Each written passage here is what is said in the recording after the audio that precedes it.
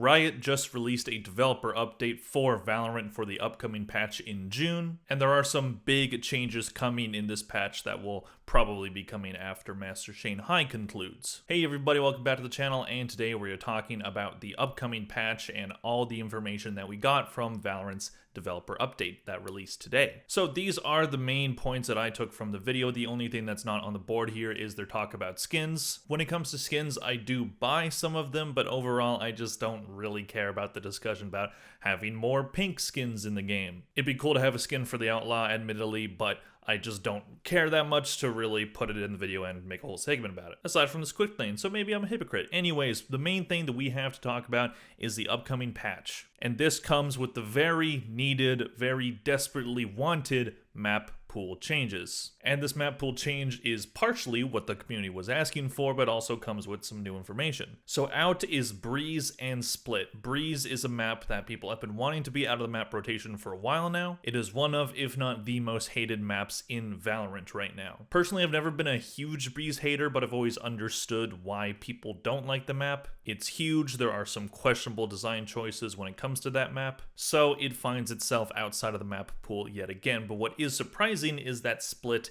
is going out as well. Split is not the map that I would choose to be out of the rotation. While Split isn't the most exciting map, and it's definitely not one of my favorites, it definitely is a map that has provided some very strong pro play. It's been around in the game since launch, even since beta, and it's been out of the map pool a couple times now. I believe this is the third time. So I don't really understand the decision about taking it out again, especially if you're not bringing back Fracture. Fracture and Pearl will remain out of the map pool for this upcoming patch because the maps in are Haven and then a brand new map. Haven coming back into the map pool is something that nearly everybody has wanted. It is one of the most beloved maps in the game, and I absolutely agree with the decision to bring it back. I do wonder if they make any changes to the map, because that is generally what happens when they take a map out of a pool, but if they keep it exactly the same, I don't know if people are going to have a huge problem with that. And with the new map coming in, I mean, it's yet to be seen if that's a good decision or not. We have not seen this new map, and while I am glad that they are committed to continuing to make maps, at least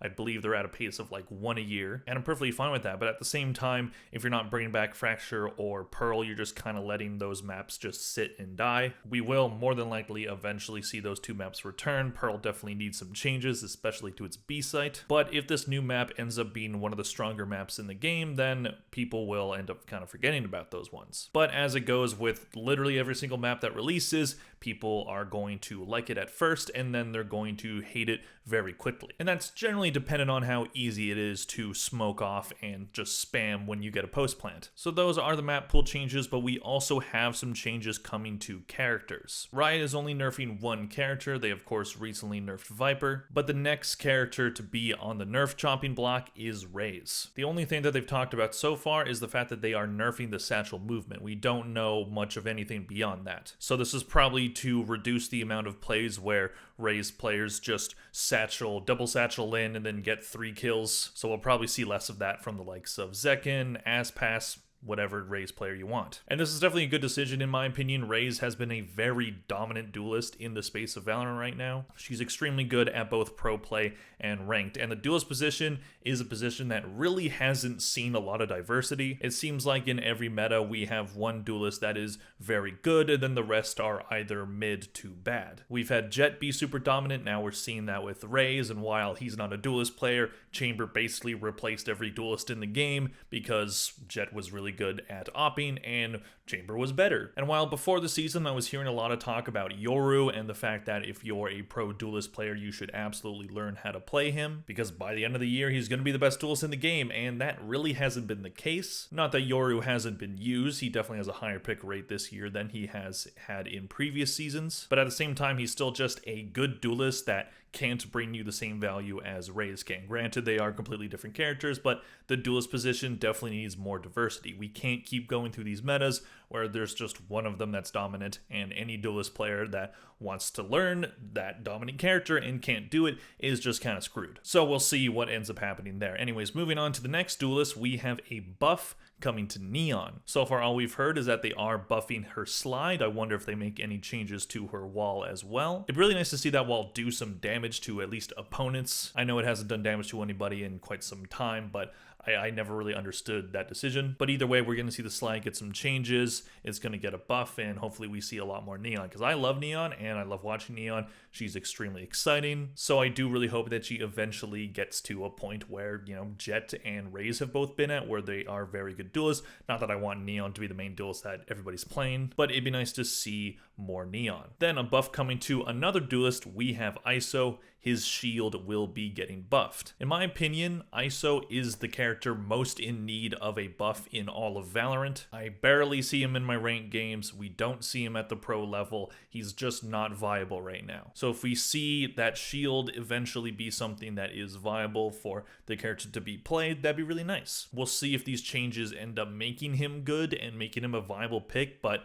I just don't really see it happening. I'm sorry. If he can at least get a higher pick rate, then that'd be nice, but we're just really not seeing a lot of ISO. And then the last change, so this is all duelist changes, we have Reyna, and we don't know what the changes are yet, but what they've said about it is that they're going to make her more team-based. So whatever that ends up meaning, I'll be very curious to see how that turns out, because Reyna is a character who is very overpowered in ranked games because of her individual ability, but that leaves her not very good for the pro level, because you need characters that can help out your team and not just fry on their own. So maybe we see changes to the Flash, maybe it becomes like a pickup thing like they did with Gecko. We'll see if they end up making completely new abilities for Reyna or just tweaking the ones that already exist. But either way, Reyna definitely needs some change. So that is the main meat and potatoes of the developer update, but they also provided some additional information. They did say that they will be doing more frequent dev updates, and I just want to say thank you. I really hope that we get more frequent updates. Players have a head start on the big meta changes that are coming, because if one thing that has been clear throughout this VCT season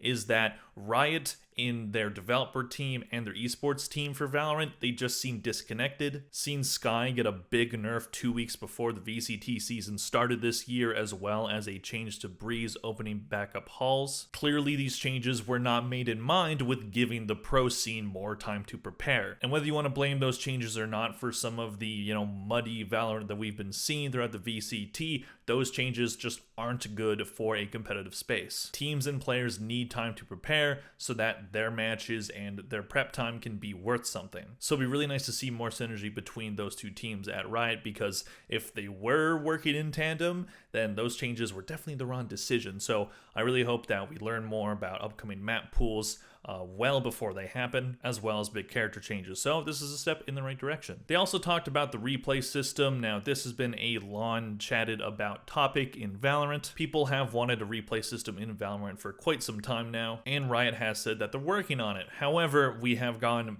basically no updates about it until this developer update, but it really wasn't much. Basically, it's just them saying, hey, we're working on it and we're going to show you the prototype that we have of it, but also there's a lot of problems that we can't fix quickly, so this is going to take quite a while to come out. Which, on one hand, I'm glad that they gave us something, because that's them saying, we hear you, we're working on it, but there are problems that we just have to take a long time to fix. But at the same time, we really didn't learn anything new aside from the defects that were happening in the replay system that they had. So it's something, but it's kind of a nothing burger. But either way, it's good to hear them talk about it. My thing about the replay system is I understand the value of one. I understand that people want to look at their past games. They want to really dissect them and learn more about the game through their own matches. It'd be very useful for the pro scene, for coaches, for IGLs, for those uses. I understand it. But overall, I don't understand why this is a thing that seemingly everybody wants. Again, it's a useful tool, but I don't see myself using this a ton. Maybe that's just me, but it just seems like this is a thing that people really want. And I don't know, I'm just not there. I'm just not as excited about it. So maybe I'm in the minority. Clearly I am, but either way, we're getting it, just not anytime soon. Last little note, there are leadership changes in the Valorant developer team. They do have a new head of Valorant, which is Andy Ho, the dude on the left of this video. But the woman who my camera was blocking during that time is still a part of the team. She is the Valorant studio lead. Admittedly, I don't know a lot about these people, but if these changes in the Valorant leadership team lead to more updates for the community, more transparency, all that good stuff, then we will reap the benefits as a community. So overall, I did like that they did this dev update. It seemed like a very good way to have Riot talk to the community, and was basically them saying, we are listening to you guys on the things that you're complaining about, and we do hear you. We just have to make decisions that we think are best for the game. Which, fair enough, the community can be impatient, but as long as we eventually get the changes that we are wanting, or at least changes that are good for the game, then we'll be okay. Anyways, that's all I have to talk about for the dev update for May 21st, 2024. We'll see how these changes impact the game at large, but either way, I'm glad to see map pool changes and I'm glad to see some character patches as well. Let me know what you guys think of this developer update in the comment section down below. Please click like if you enjoyed this video. Thank you all very much for watching, and I'll see you guys in the next one. Bye.